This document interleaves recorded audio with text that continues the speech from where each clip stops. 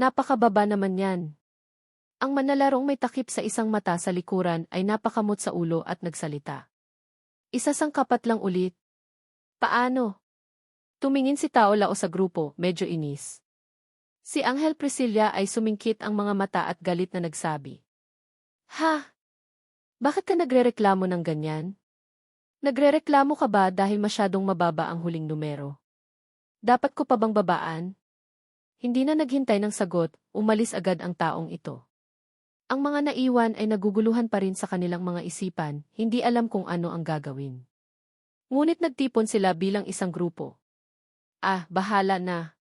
Pupunta rin tayo. Tama, siguradong alam ni Ifku ang daan. Lumipat sila sa isang tribo. Ito ang tirahan ng isang tribo ng mga Orsi. Ang maliit na nayon ng mga Orsi. Ang bawat isa dito ay may kanya-kanyang papel. Sa mismong tarangkahan, may isang malaking Orsi na nagbabantay. At napansin ng bantay na Orsi ang isang direksyon kung saan biglang lumitaw si Ryumin kasama ang kanyang karit. Ilang manlalaro na sumunod sa kanya dati ay nagmamasid mula sa malayo. Mabilis na nagkaroon ng usapan mula roon. Itinuro ng isang tao ang unahan at sinabing, "Uy, tignan mo." Nakapamaywang na nakatayo ang isang manlalarong nakahud. Hindi ba't isang maliit na nayon iyon? Itinaas ng nakaupo sa harap ang kanyang kamay upang takpan ang araw at tiningnan ang unahan. Mukhang papunta roon si SQ. At bigla, mula sa posisyon ng bantay na Orsi, sumigaw ito sa direksyon ng sumasalakay sa lugar. Sa kabilang banda, si SQ ay kumpiyansa na mabilis na sumugod sa unahan. Ang matalim na bahagi ng karit ay mabilis na inilagay sa likod ng ulo ng Orsi. Nagsimulang kumalat ang matalas na aura. At pagkatapos, isang pamilyar na kurba ang marahang dumausdos sa ulo ng halimaw. Ang kanyang dating kalamigan ay hindi nagbigay ng pagkakataon sa anumang pagtutol mula sa Orsi. Ang katawan ay mabilis na bumagsak sa harap niya. Isang bantay lang. Dire-diretso si Ryumin sa nayon ng walang anumang sagabal, tulad ng inaasahan. Gaya ng plano, nagpasya si Ryumin na magtungo agad sa lokasyon kung saan nagtatrabaho ang tatlong Orsi. Pagkatapos makita siyang biglang lumitaw dito, kinuha ng tatlong ito ang kanilang mga armas at sumigaw. CCTD-CI-Lai. Pagkatapos sumigaw, agad na sumugod ang tatlo sa kanya ng mabilis. Hindi rin siya nagpahuli, kinuha niya ang kanyang karit at sumugod sa tatlong halimaw. Isang kurba na may kasamang matalas na aura ang tumama sa ulo ng sumugod sa unahan. Hindi nakatanggap ng anumang pinsala si Ryumin. Pagkatapos ay itinuon niya ang kanyang mga mata sa dalawang natitirang halimaw. Nakahanda na ang karit sa likuran. Sa pag-atake ng kalaban, iwinasiwas ng isang Orsi ang kanyang pamalo patungo sa posisyon kung saan nakatayo si Ryumin. Iginilid niya ang karit ng 90 degrees palabas. Ang matalas na aura ay malakas na binalot. Gaya ng dati, marahang sumugod si Ryumin patungo sa target. Sa halip na tumutok sa isa lang mula sa dating kurba, ginawa ni Ryumin ang kanyang atake bilang isang hugis di. At ang resulta ay hindi naiiba sa nauna. Tumama ang karit sa liig ng halimaw. Tapos na ang mga target sa labas. Pagkatapos ay dahan-dahang naglakad si Ryumin patungo sa isang tabi, sa lokasyon ng isang tolda sa lugar. Mabilis niyang binuksan ang kurtina sa harap ng pinto. Pagkapasok niya sa loob, ang dagundong mula sa mga Orsi ay lumabas ng marahas. Tumahimik lang ang tunog na iyon nang lumabas si Ryumin kasama ang kanyang karit. Umalis na rin si Ryumin sa lugar na ito. Ang ibang mga manlalaro na nagmamasid sa kanya mula simula hanggang katapusan ay medyo nagulat. Mabilis na nag-usap ang lahat. Hindi nagbago ang pagkakasunod-sunod. Unang nagsalita ang manlalarong may kulay brown na buhok. Mukhang hindi gaanong karami ang mga Orsi. Nakapamaywang na nagsalita ang manlalarong nakahud. Sa tingin ko, katulad sila ng mga goblin na hinuhuli natin dati. Medyo nag-aalala ang nakaupo sa harap at tumingin sa likuran para magsalita. Mukhang madali ang lahat dahil si Ifiku ang gumawa noon. Huwag tayong masyadong magtiwala sa ating sarili.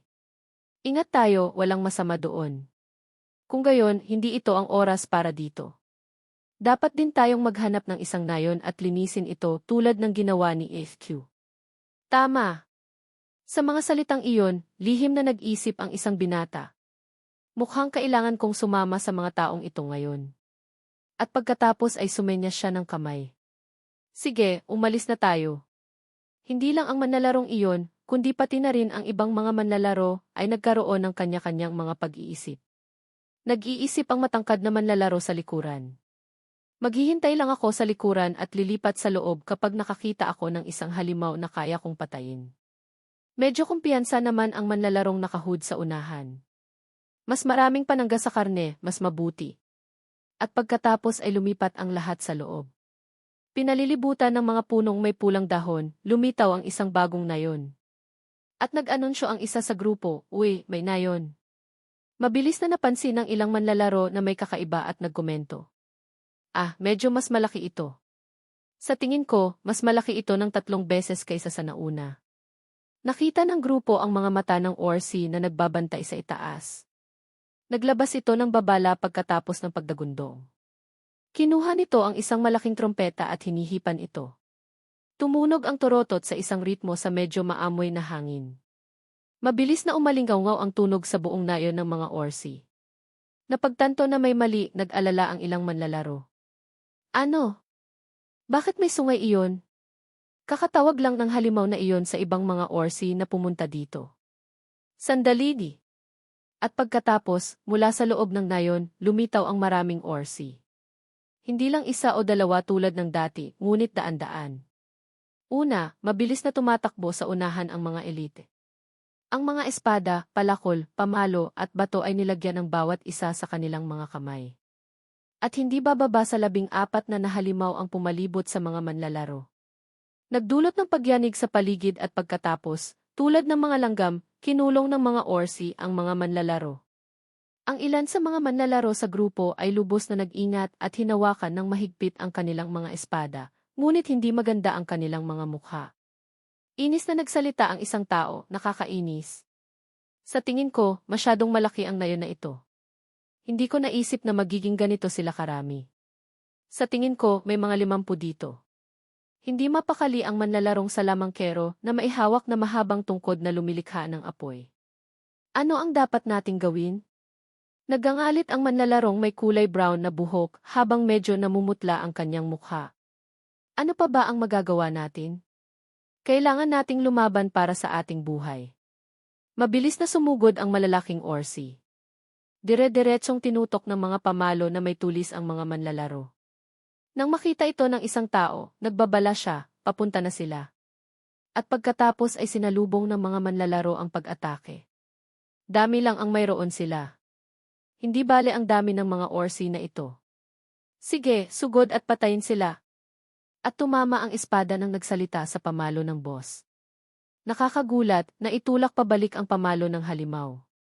Ibinawi ng manlalarong umatake ang kanyang kamay sa gulat at nagpatuloy na nagsalita, "Ano ito? Medyo pangit ang laban ng mga halimaw na ito."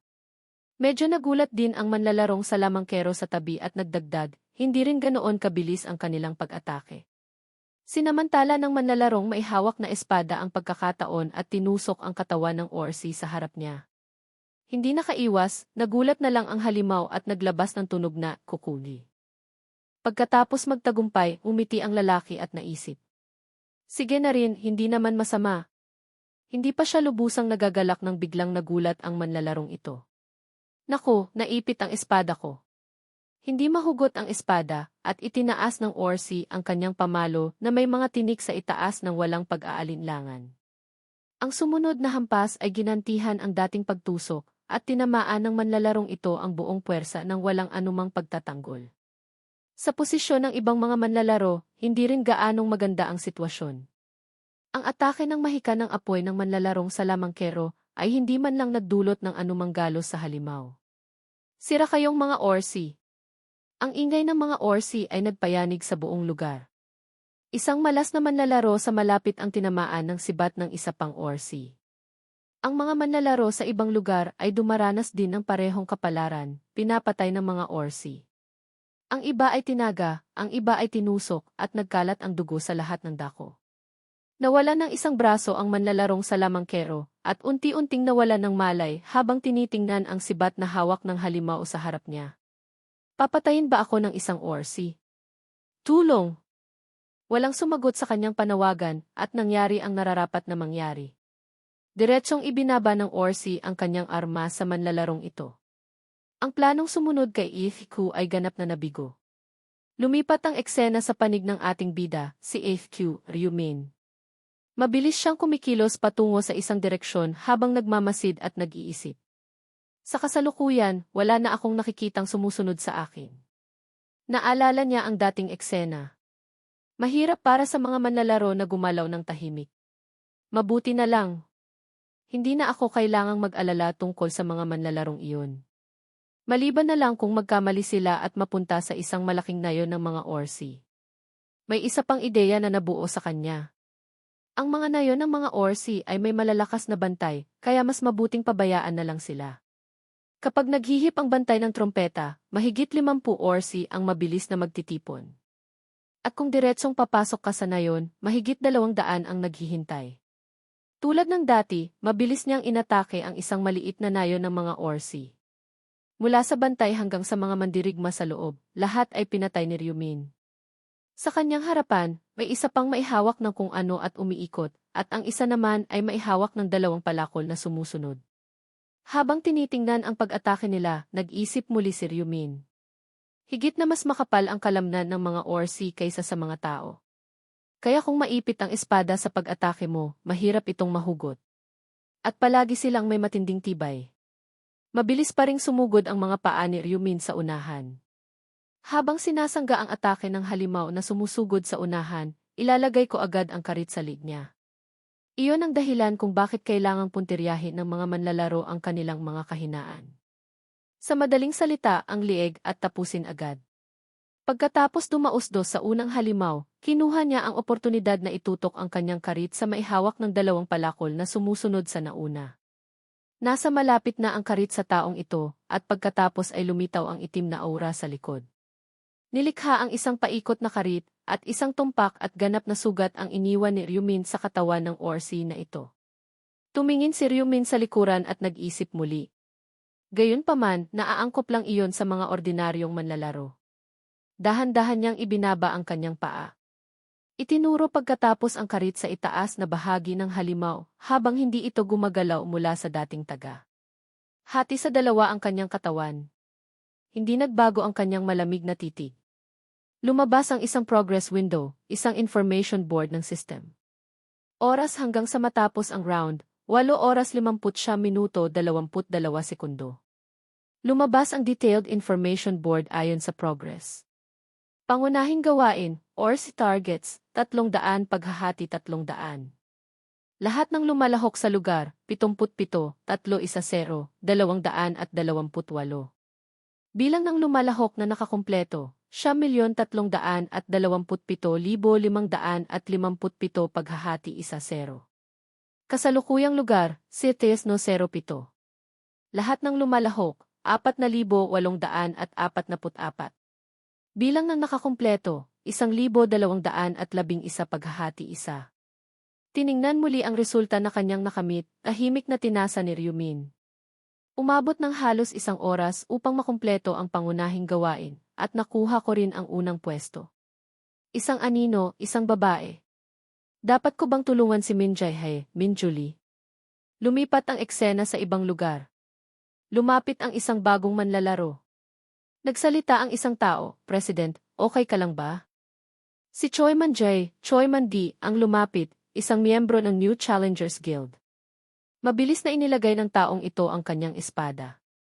Nagrereklamo ang pagod na pagod, akala ko, mamamatay na ako. Si Choi Yong-ho, ang president ng guild. Sumimangot ang binata. Bakit ganito kalalakas ang mga Orsi? Kahit na sinabi niya iyon, lahat ng Orsi doon ay natalo na. Tumingin si Choi Man-ji at nagsalita, iyon nga ang gusto kong sabihin. Kahit na mukha silang mga baboy na marunong maglakad. Maingat na nagsalita ang isang miyembrong nakaupo, hindi natin dapat maliitin sila. Mabilis na gustong malaman ng New Challengers Guild ang resulta. Bumaling si Choi Yong-ho kay Choi Man-ji at nagtanong, Man-jae, ilan na ang natalo natin? Nakapamaywang na tumingin si Man-ji at sumagot, mga 50, boss. At pagkatapos ay hinimas ni Choi Yong-ho ang kanyang baba at tumingin pababa, 50 sa loob ng 1 oras para sa 5 tao. Masyadong mabagal ang bilis na ito. Sa bilis na ito, wag na nating pag-usapan ang pagpatay ng 300 sa loob ng 0 oras, tiyak na matatanggal tayo. Pagkarinig sa sinabi ng kanilang kapitan, itinaas ng nakaupo ang kanyang kamay para magbigay ng opinyon. Sa tingin ko, hindi pagkatanggal ang tamang salita. Nagbigay ng ideya ang katabi niya. Kung hindi natin makumpleto ito sa pagkakataong ito, mamamatay lang tayo, gago. At pagkatapos ay may ideya na nabuo kay Choi Yong-ho at napakamot sa ulo, sabay sabing, mukhang kailangan nating lumaban sa mas malalaking na yon, mga kaibigan. Sa panig na ito, nag-alala si Choi Man-jae. Pero hindi ba mapanganib iyon? Mabilis ding nagbigay ng kanyang pag-iisip ang nasa likuran niya, tama siya. Nahihirapan na tayo sa pakikipaglaban sa tatlo sa kanila, paano pa kaya sa mas malaking na yon? Napakamot din ng mukha ang taong ito at sinabing, sa tingin ko, mas mabuti kung patuloy nating atakihin ang maliliit na nayon at labanan sila. Tinanggap ni Choi Yong-ho ang opinyon ng lahat at sinabing, tama ang sinabi mo. Hindi ko itinatanggi iyon. Hindi ko rin kayo pinipilit na sumali. Ngunit sa bilis na ito, hindi natin mapapatay ang sapat na 300 bago matapos ang oras. Maaaring mahirap ito, ngunit kailangan nating tanggapin ang panganib. Natahimik ang lahat. Pagkatapos ng ilang sandali, muling nagsalita si Choi Yong-ho, ngunit tandaan ninyo ito, walang kinabukasan sa pananatili sa isang lumulubog na barko. Pumunta sa isang pulang kagubatan. Sa kasalukuyang progreso, nagpa siya ang New Challengers Guild na pumunta sa ibang lugar. Muling lumabas ang mga pulang dahon sa eksena. Pagkatapos matukoy ang isang lokasyon na may bantay, itinuro ito ng isa sa grupo at kinuha ang atensyon ng lahat. Tingnan ninyo. Iyon ang nayon na natuklasan natin kanina.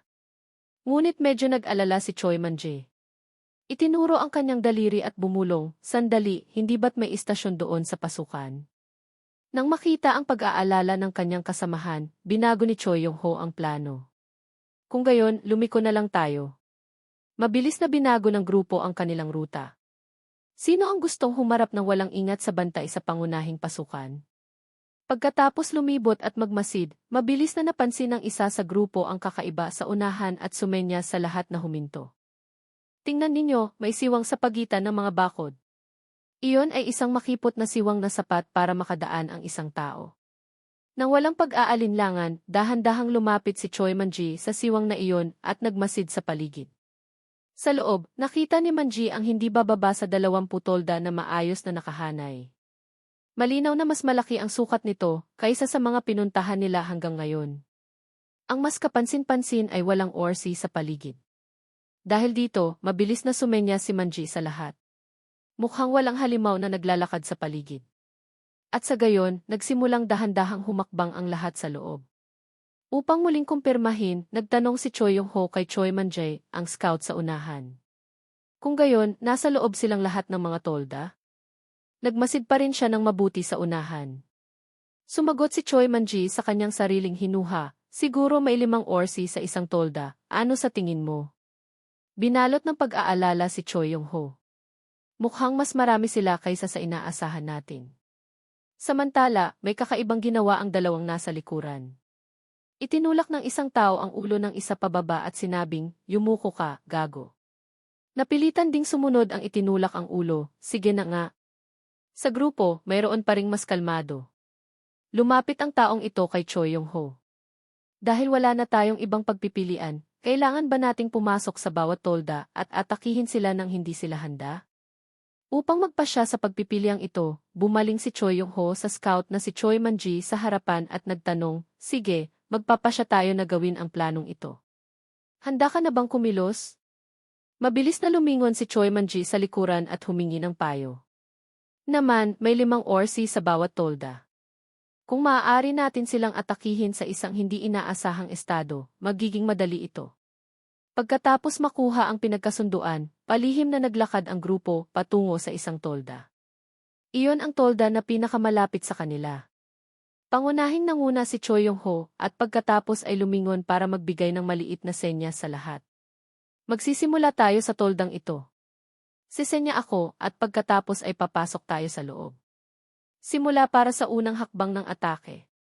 Pagkatapos malampasan ang tela, lumitaw ang lahat sa isang pintuang gawa sa kahoy. Inilagay ni Choi Yong-ho ang kanyang kamay sa pintuang ito, at pagkatapos ay marahas na bumukas ang pinto. Hinarang ng 5 ang pasukan ng lugar na ito. Sa halip na ipakita sa kanilang sarili ang seryosong mukha para makipaglaban, lahat ay nagpakita ng maputlang mukha na tila nakakita ng isang kakilakilabot na bagay.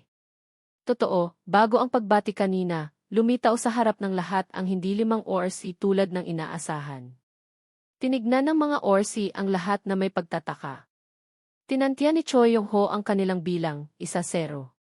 Pagkatapos makita ang paglitaw ng lahat, mabilis na tumayo ang isang orsi na may pamalo na may mga tinik sa kanyang kamay. May tunog na nilikha ang orsi na ito, spring flash. Nakaramdam ng matinding pag-aalala sa katawan. Humingi ng opinyon ang isang miyembro na nakatabi kay Choi Yong-ho, napakarami nila dito. Anong dapat nating gawin? Ang pag-aalala sa kasalukuyan ay para lamang kay Choi Yong-ho na magbigay ng pansamantalang atensyon. Patayin natin sila isa-isa ngayon.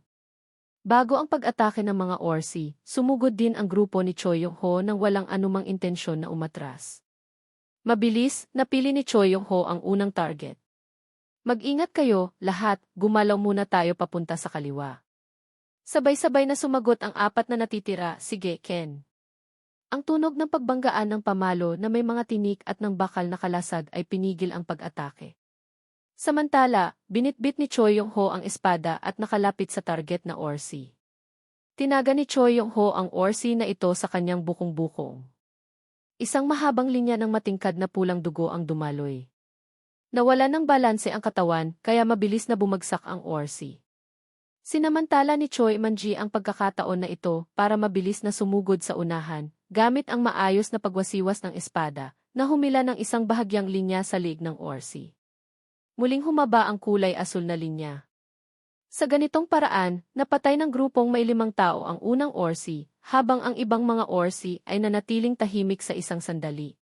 Mabilis na nasira ang katahimikan na ito ng isang orsi na may tirintas, na may pulang mga mata na sumisigaw. Dala ng orsi na ito ang isang pamalo na may bola na may mga tinik, at sa kung paano, nakalapit ito sa nagpakawala ng atake, si Choi Man-ji. Nagsimulang maramdaman ni Choi Man-ji ang presyon na nilikha ng orsi. Ang pulang-pulang mga mata ng orsi ay humila ng 2 mahahabang linya. Ang galit para sa isa na namatay ay umabot sa sukdulan. Hawak ng mahigpit ang kanyang armas, mabilis na nagpakawala ang orsi ng isang napakalakas na suntok tulad ng langit na bumabagsak, na direktang nagpuntirya sa balikat ni Choi Man-ji.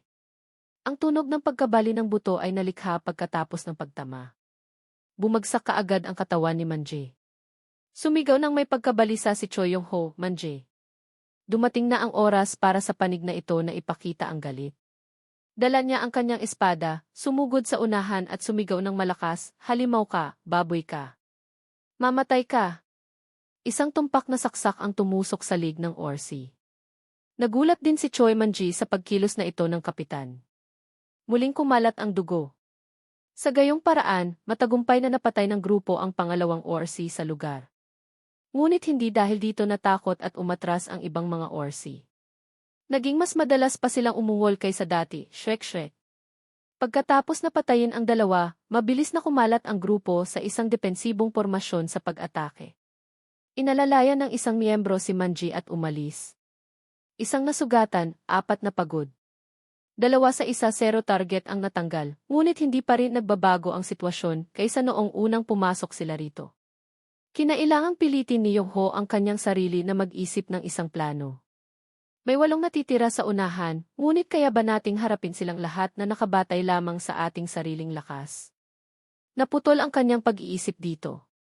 Malakas na nagsalita ang katabi niyang maihawak ng kalasag, hindi pwede, hindi na tayo pwedeng magpatuloy ng ganito. Kailangan na nating umatras. Sumang-ayon si Choi Yong-ho at mabilis na sumagot, sa tingin ko rin. Hindi natin sila kaya, kailangan nating tumakbo. Agad na bumaling ang grupo patungo sa pintuan at tumakbo ng mabilis. Agad na ipinatupad ng kapitan ang utos. Umalis na tayo rito. Sa ganitong paraan, hindi inaasahang nakita ng mga orsi ang grupo na lumipat sa ibang lugar, dala ang isang sugatan. Hindi naging maganda ang bilis ng paggalaw ng grupo. Dahan-dahang lumapit ang mga orsi sa likuran sa lahat sa pamamagitan ng pintuan. Pagkatapos malampasan ang unang pintuan, hinila ng lahat ang tela at umalis sa tolda. Gayunpaman, ang hindi inaasahan ay palaging ang elemento na walang nakakahula. Huminto ang lahat at nagulat sa isang bagay.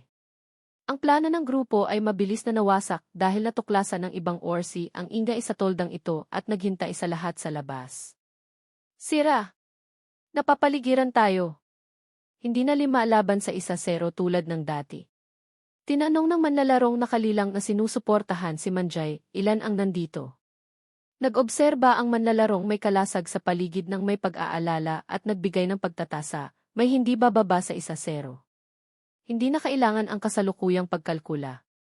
Hindi na ang pagtakas ang pinakamagandang solusyon.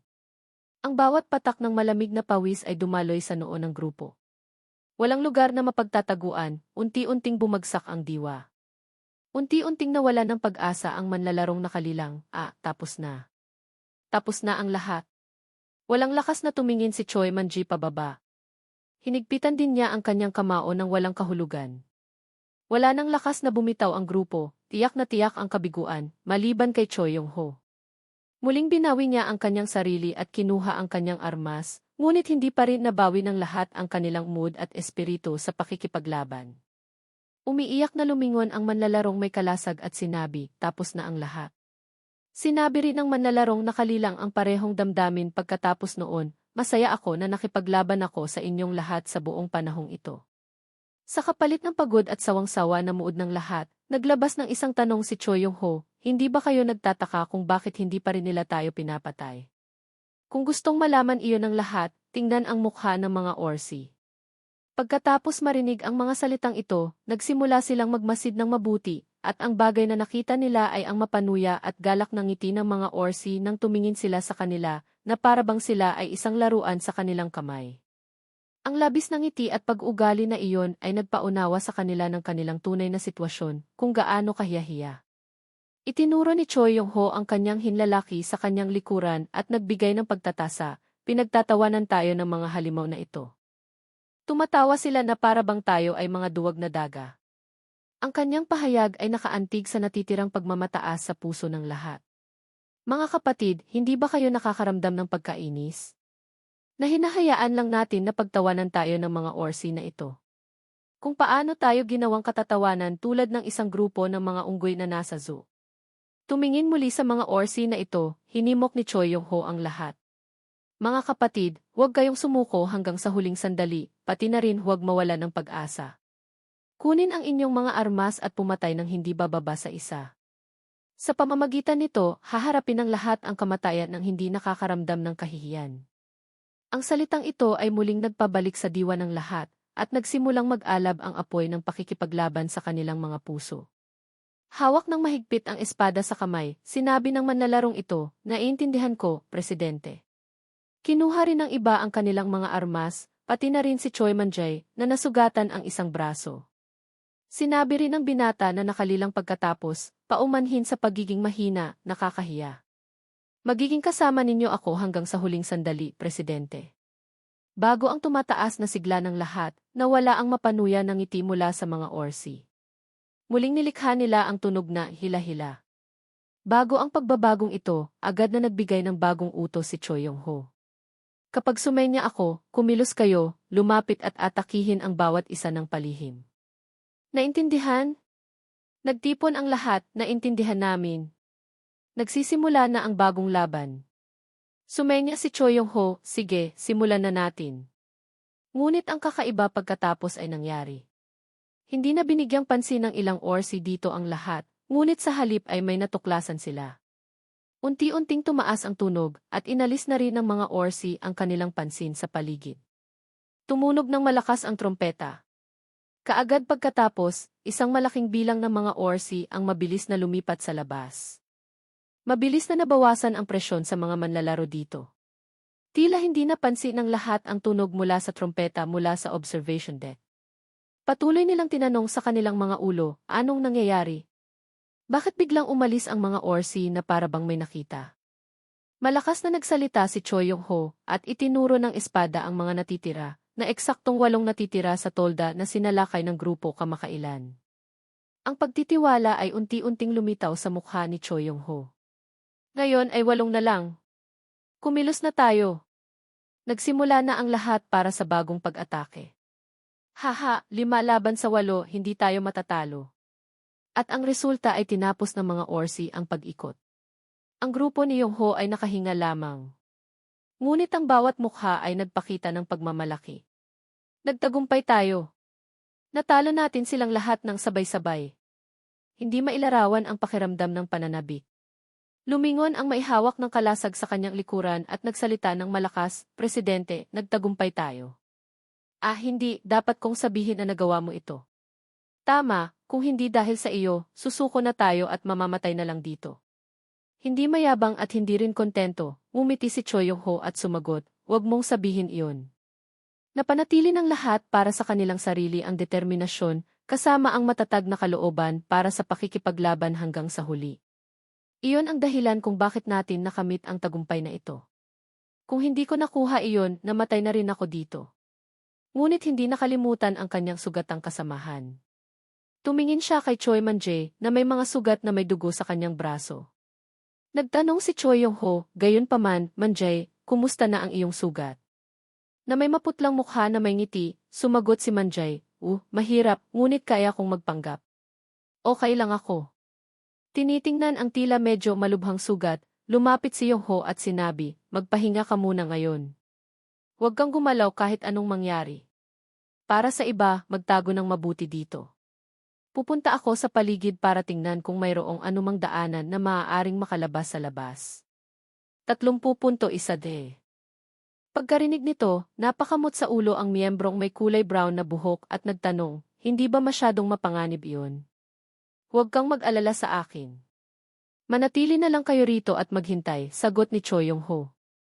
Pagkatapos iwanan ang ibang mga miyembro, pumunta si Choi Yong-ho sa isang tabi. Ang mga Orsi na umatras kanina, tiningnan siya ng manlalarong may kulay brown na buhok sa likuran at nagpatuloy na nagsalita, "Mag-ingat ka, Presidente."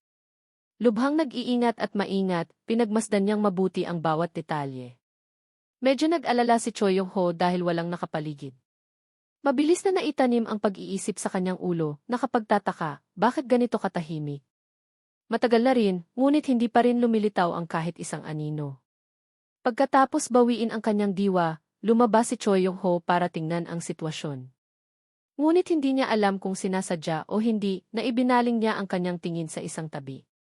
Unti-unting gumapang ang pag-aalala sa kanyang mukha, "Ha? Ano to?"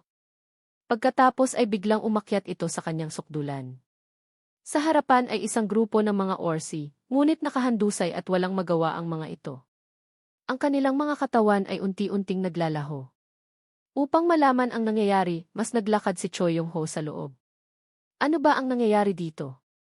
Sa pagtingin sa paligid, ang mga bangkay ng mga Orsi ay nakakalat sa lahat ng dako. Hindi matakasan ni Choi Yong-ho ang hinala. Sino kaya ang gumawa ng ganitong kabaliwan? Bigla, tumigil ang mga mata ni Choi Yong-ho sa isang anino.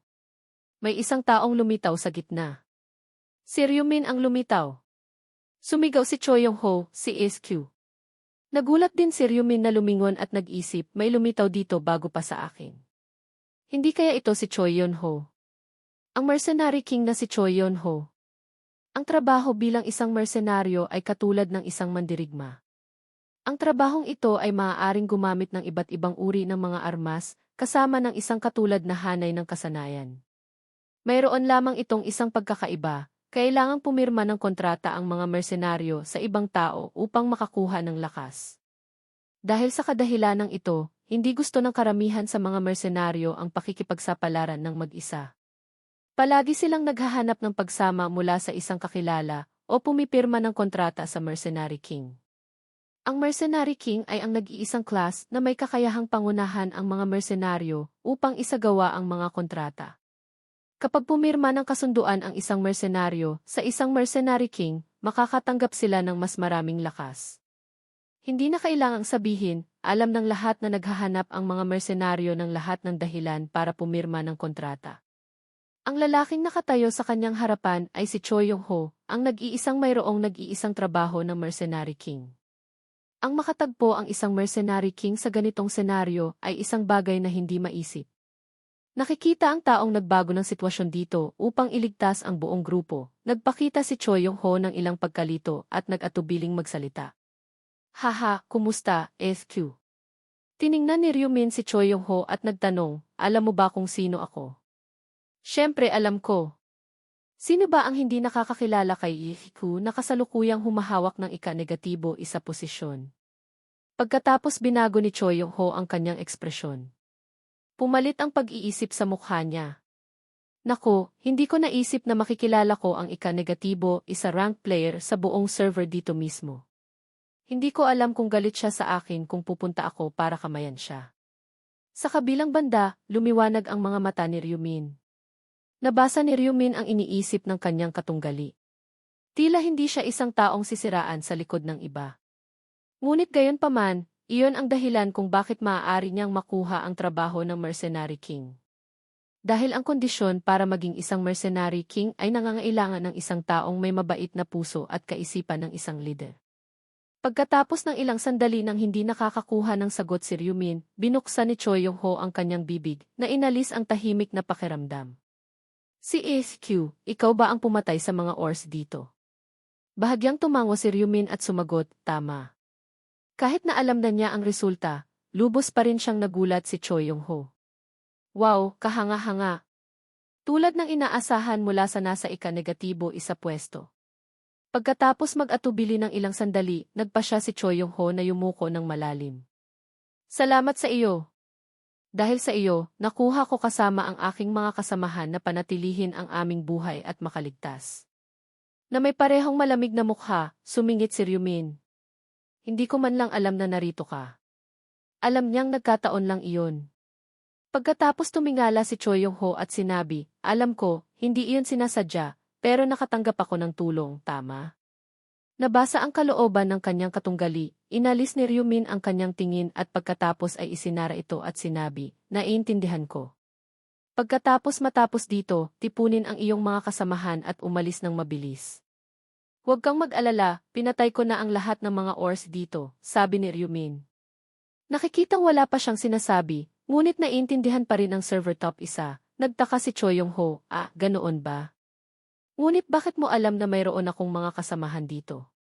Sa kanyang pag-unawa, inilipat ni Ryumin ang kanyang tingin sa likod ni Choi Yong-ho, na nagpatingin din sa kanya. Ang dahilan para sa mga salita kanina ay malinaw na lumitaw sa kanyang harapan. Dahil ang kanyang mga kasamahan na nagtago sa loob kanina ay lumitaw ngayon sa kanyang likuran. Natigilan ang binata at humanga lahat. Bakit kayo narito? Hindi ba't sinabi ko sa inyo na maghintay sa loob? Ipinaliwanag ng isang lalaking may dalang espada sa balikat niya, nag-alala kami na iiwan mo kami sa likuran. Nakikitang tinutukso siya ng kanyang mga kasamahan, medyo nalito si Choi Yong-ho. Tama nga. Parang pinabayaan ko kayong lahat at umalis muna. Nag-evaluate pa rin si Ryumin sa panig na ito. Tila ang 4 na taong iyon ang mga mersenaryo na may kaugnayan sa kontrata kay Choi Yong-ho na. Kaya't inilipat ni Ryumin ang kanyang tingin kay Choi Yong-ho. Tiyak na sumunod sila kay Choi Yong-ho dahil nag-aalala sila sa kanilang kasamahan. Karapat-dapat siya sa pangalang Mercenary King. Ilipat ang kanyang tingin, ang grupo ng mga mersenaryo ay nagulat at tumahimik sa lugar. Ito si FQ. Naku po. Anong ginagawa mo dito, Jeff Q? Kung may nagtanong, dapat mayroong sumagot. Sumagot ng madalian si Ryumin, ano ba ang nangyayari? Pumunta ako dito para manghuli, ano pa ba? Pagkarinig nito, nabigla ang mga binata. Haha, naiintindihan ko. Naintindihan ko na. Ang gaan lang ng pagtrato mo sa lahat dito. Tiyak na may daan-daang orsi doon. Ngunit pagkatapos ay malamig si Ryumin. Kung tapos na ang trabaho dito, umalis na kayo. Pagkatapos patayin ang lahat ng mga ors dito, malapit nang lumitaw ang mid-boss. Mapanganib kung hahayaan nating sumali ang lahat ng walang dahilan. Pagkarinig sa kanyang salita na tulad ng kulog sa isang malinaw na kalangitan, yumuko ang isang tao. Naiintindihan ko. Sige, magkikita tayo ulit sa susunod, Jeff Q. Ang nasa harap ay yumuko kasama ang maliwanag na mga mata pagkatapos noon, isang karangalan na makilala ka dito. Pagkatapos batiin ng huli, nagsimula nang umalis si Choi Yong-ho at ang lahat. Ang mga bangkay ng mga orsi sa paligid ay nagsimula ring maglaho. Hindi pa nakakalayo ng itanong ng manlalarong may dalang kalasag ang kanyang hinala sa kanyang mga kasamahan sa unahan, may naririnig ka ba? Hindi pa namamalayan, nagtanong ang manlalarong may dalang espada, anong sinasabi mo? Idinagdag ng manlalarong may dalang kalasag, pakinggan mong mabuti. Unti-unting nabuo ang ilang pagyanig. Tumayo roon si Choi Yong-ho na hindi pa umaalis at tumingin sa paligid. Isang malaking tanong, ano kaya ang ibig sabihin nito? Unti-unting naglalaho ang mga orsi. Nagpapakita na kaya ang mid-boss? Maging handa, unti-unting nabuo ang pagyanig ng malinaw. Habang nararamdaman ito at naririnig ang salita ni Ryumin kanina, nag-alala at nagpawis si Choi Yong-ho, ano? Isang mid-level na boss. Pagkatapos, muling lumitaw ang ilaw ng buwan sa dugo. Mula sa ilalim ng malabong liwanag ng buwan, isang higanting halimaw na 6 na metro ang taas ang dahan-dahang humakbang patungo sa lahat. Nakikita ito, namutla ang mga mukha ng mga binata. Ano iyon? Isang orsi ba? Walang pag-aalinlangan. Iyon ay isang malaking orsi. Umuwal ito sa harapan na may hindi mabilang na pulang mga mata na lumalabas sa mukha. Ang espesyal na punto ay ang higanting taas, kasama ang medyo kahangahangang dami ng kalamnan. Hawak ng 2 kamay ang 2 higanting espada na nakaharang. Ang presyon na nilikha ay malinaw na nakikita. Nadarama ang presyon at pananakot na nagmumula sa halimaw. Naisip ni Ryumin, sa wakas ay lumitaw din ang Orsi Warrior. Pinatay ko ang lahat ng mga Orsi sa nayong ito, at ito ang dahilan kung bakit hindi ako umalis pagkatapos noon. Iyon ay dahil sa naghihintay sa sandaling ito. Ang mga manlalaro ay kailangang patayin ito para makakuha ng balancing stone, isang item mula sa side quest. Ngumiti siya. Patayin ang halimaw na ito at ang 3 boss ng 3 ibang nayon. Sa pamamagitan lamang nito makukumpleto ko ang side quest na ito. Nang walang pag-aalinlangan, ikinulong ng boss ang target at mabilis na sumugod sa unahan. Ang manlalarong nakalilang na sinusuportahan si Choi Man-ji ay may kaunting pagkabalisa na nagtanong, galit kaya ang boss? Tumayo sa harapan si Choi Yong-ho na mailila at mautal, sa tingin ko ganoon nga. Pumutok ang boses habang tumataas ito sa isang biglaang paraan. Takbo! Ikinot ng boss ang kanyang tingin upang maghanap ng target na papalabasin muna. At pagkatapos ang target na pinili ng boss na ito ay si Choi Yong-ho. Itinaas ng boss ang espada mula sa kamay paitaas sa likod niya. Ang anino ng espada ay tinakpan ang pagkawala ng diwa ni Choi Yong-ho. Ang bilis na mabilis na paglipad ng armas tulad ng kidlat. At pagkatapos, isang pasabog na nagpayanig ang lupa, na pinasabog ang lupa't bato mismo sa lokasyon kung saan nakatayo si Choi Yong-ho pagkatapos humampas sa lupa ang espada ng boss. Ang mga binti ay nanigas sa malamig, at ang boses ng kasamahan na malapit ay umalinggaw-ngaw, hindi pwede ito mangyari. Lumipas ang pag-atake, ngunit paano kaya naupo si Choi Yong-ho sa tabi mismo ng pag-atake ng halimaw? Lito rin ang binata. Pinangalagaan ba siya ng mga ninuno? Habang nakaupo roon na hindi alam ang gagawin, hindi inaasahan, sumugod si Ryumin sa unahan at hinila si Yong-ho palayo sa battleground. Hindi alam kung pagsagip ba o pag-atake ang setup, ngunit pagkatapos noon, masakit na tumama si Choi Yong-ho sa lupa. Nagulat si Choi Yong-ho na bumalik at sinubukan na muling makuha ang kanyang pagpipigil. Bati niya, salamat, Jeff Q. Hindi gaanong binigyang pansin ang binata. Tumingin si Ryumin ng malalim sa halimaw at pagkatapos ay mahinang nagpaalala sa lahat, umatras kayo kung hindi niyo gustong madurog. Pagkarinig, pinindot ni Choi Yong-ho ang pindutan at naglaho. Habang isa-isang hakbang na lumalapit ang boss sa lokasyon ni Ryumin, ang boss na may puno ng dugo na bibig ay patuloy na umuungol.